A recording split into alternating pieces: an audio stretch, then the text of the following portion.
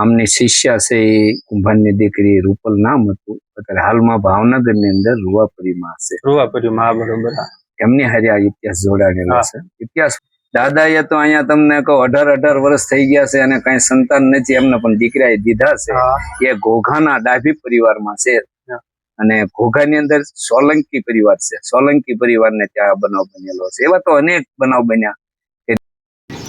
Hello મિત્રો, જય ગિરનારી. અત્યારે અમે આવી ગયા છીએ સોગઠ અને સમાડીનો જે ઢાળ કહેવાય એ ઢાળથી લગભગ 500 મીટરની અંદર નાથ સંપ્રદાયમાં એક એવા સંત થઈ ગયેલા છે જેનું નામ છે ધૂંધળીનાથ બાપુ. બરોબર, જે ધૂંધળીનાથના આજે હું તમને દર્શન કરાવીશ. અને પાછળ જે તમે જોઈ રહ્યા છો ને એ ડુંગરની બરોબર નીચે એમનું મંદિર છે. અને એ ડુંગરમાં એવું કહેવાય છે કે ઘણી જાતની જડીબુટ્ટીઓ પણ છે. તો ત્યાં આપણે મહંત છે પરવીણ બાપુ, એમના થકી આપણે ઇતિહાસ થોડોક ટૂંકો જાણીશું અને જડીબુટ્ટી વિશે પણ જાણીશું. હું ને મારો છે ને એ સમાડી બાજુ જાય છે અને આ રસ્તો છે સોગઠ બાજુ જાય છે. એ ઢાળમાં મિત્રો જો આવા છે ને કાચીના બોરની હુકવણી કરીને વેચે છે. કાચીના બોર જે મોટા મોટા આવે ને ઓલા એપલ બોર આપણે જેને કહીએ છીએ એ બોરની આવી રીતના હુકવણી કરીને વેચે. જો આવી રીતના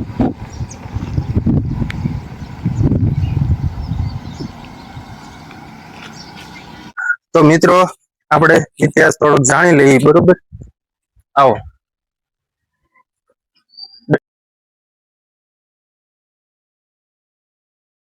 જય ગિરનારી બાપુ. જય ગિરનારી. આદેશ આદેશ આદેશ. આપણે જે આ ધૂંધળીનાથ બાપુ છે એમનો થોડોક ઇતિહાસ અમને જણાવશો કે શું માનતા થાય છે નહીં? આ એક મહાન આયા સંત થઈ ગયા તપસ્વી, જે વલભીપુર હારે કહાની જોડાયેલી છે. આમની શિષ્યા છે એ કુંભારની દીકરી રૂપલ નામ હતું. અત્યારે હાલમાં ભાવનગર ની અંદર રૂવાપરીમાં છે. રૂવાપરીમાં બરોબર. એમની હારે આ ઇતિહાસ જોડાયેલો છે. ઇતિહાસ ઘણો લાંબો છે પણ ટૂંકમાં હું કઉ છું કે એક તપસ્વી સાધુ હતા. અને અહીંયા અત્યારે હાલમાં લોકો મીઠેથી માંડી અને મીઠાઈ સુધીની માનતાઓ લે છે. એટલે માનતા કઈ બાબતની કરાય? જો કોઈને મોહ થયા હોય તો મીઠું માને છે. જો કોઈને ગાંઠ્યું થઈ હોય તો લાડવા માને છે. જો કોઈને સાંડલા કઈ નીકળ્યા હોય તો પેંડા માને છે. દાદર ખરજવા થયા હોય તોય પેંડા માને છે. હરસ કેવું હોય તો એની માટે ગોળ ગાંઠી આવે છે. આવી બધી અનેક માનતાઓ લે છે મીઠેથી માંડી મીઠાઈ સુધી. એટલે કોઈ હજી સુધીમાં નિરાશ થઈને ગયું નથી. દાદાએ તો અહીંયા તમને કહો 18 વર્ષ થઈ ગયા છે અને કઈ સંતાન નથી. એમને પણ દીકરા દીધા છે. એ ઘોઘાના ડાભી પરિવારમાં છે અને ઘોઘાની અંદર સોલંકી પરિવાર છે. સોલંકી પરિવારને ત્યાં બનાવ બનેલો છે. એવા તો અનેક બનાવ બન્યા કે દીકરાઓ પણ દીધા. મિત્રો ઘોઘાનું નામ આવ્યું એટલે આપણું બાજુનું ગામ એટલે અમારું કયો તોય હાલ છે. નવા રતનપર એમનો ફોટો જોવો હોય ભાણા લેતો હોય ફોટો. અહીંયા ફોટો પણ છે અને નામ વાંચીને તમે કહી દો કે આ વસ્તુને આ દીકરો અહીંથી મળેલો છે ઘોઘામ. અને ત્યાંથી અહીંયા કોઈ હજી નિરાશ થઈને ગયું નથી.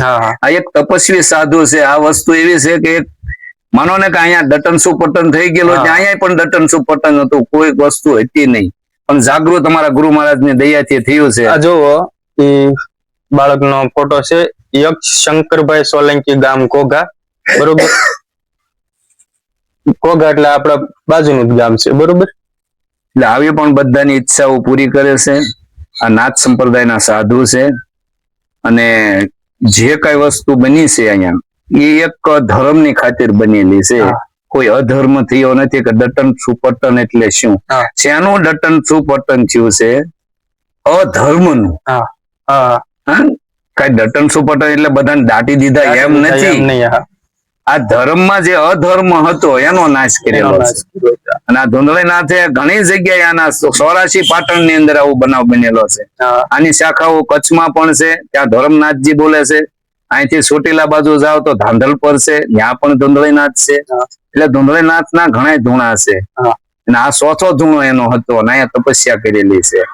એટલે જે કોઈને કોઈ આવા દુઃખ હોય તો ધૂંધળીનાથ ના માનતા લેવાથી તમારા દુઃખ દૂર થશે. અને આ ભાઈના વિડીયોને શેર કરી દેજો અને લાઈવ કરજો અને સબસ્ક્રાઇબ કરજો. બરોબર, તો મિત્રો આપણે ધૂંધળીનાથ મહારાજનો ઇતિહાસ સાંભળ્યો પછી પાછળ જે ડુંગરો છે ને એમાં એવું સાંભળવા મળ્યું છે કે ઘણી જાતની જડીબુટ્ટીઓ પણ છે. તો આવો હું તમને થોડીક જડીબુટ્ટી દેખાડું. અદ્ભુત ખજાનો.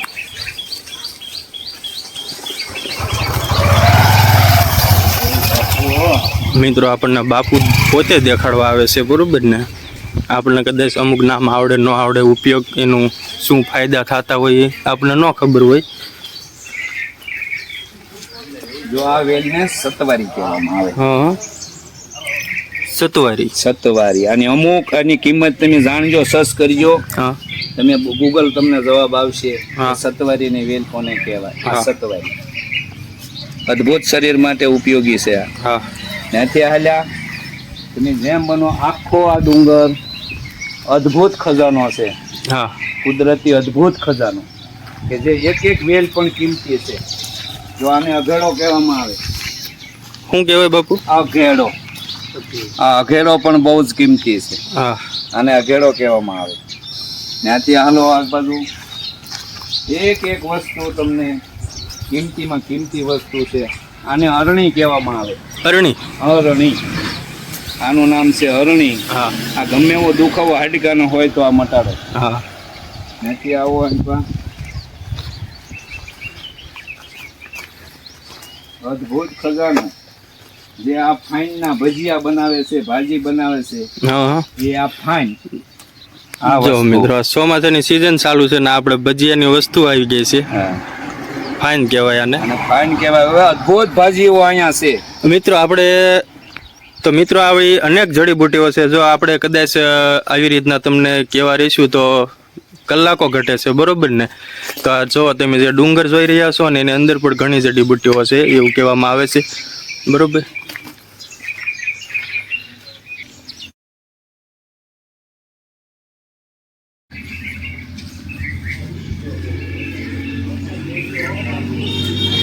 જો મિત્રો, પછી આ પરવીણ બાપુએ જે બગીચો બનાવેલો છે એ બગીચો છે.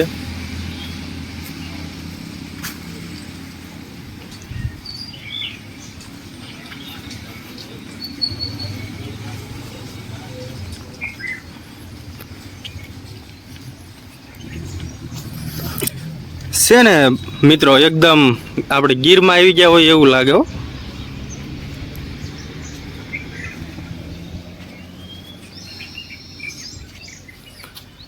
તમે ચોગઠના ઢાળેથી ડાબી બાજુ વળો એટલે અગાઉ મેં કીધું એમ કે 500 મીટરની અંદર ડાબી સાઈડમાં મંદિર આવે છે ધૂંધળીનાથ બાપુનું, બરોબર?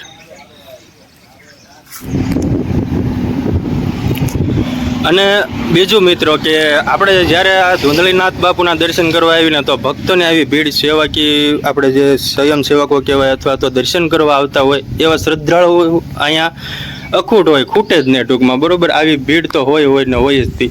એવો કોઈ વારનો કોઈ નિયમ નથી કે અહીંયા આ વારે આવવાનું. અને અગાઉ મેં જે તમને વિડીયોમાં કીધું એ બાબતની માનતા તમે કરો એટલે કોઈ અહીંયા બાપુએ કીધું એમ કે નિરાશ થઈને નથી ગયો, બરોબર? તો અવશ્ય તમે આવી માનતા કરો ને તમારી શ્રદ્ધા અને વિશ્વાસ હશે એ પ્રમાણે તમારું કામ જરૂર થશે, આવો અમારો વિશ્વાસ છે.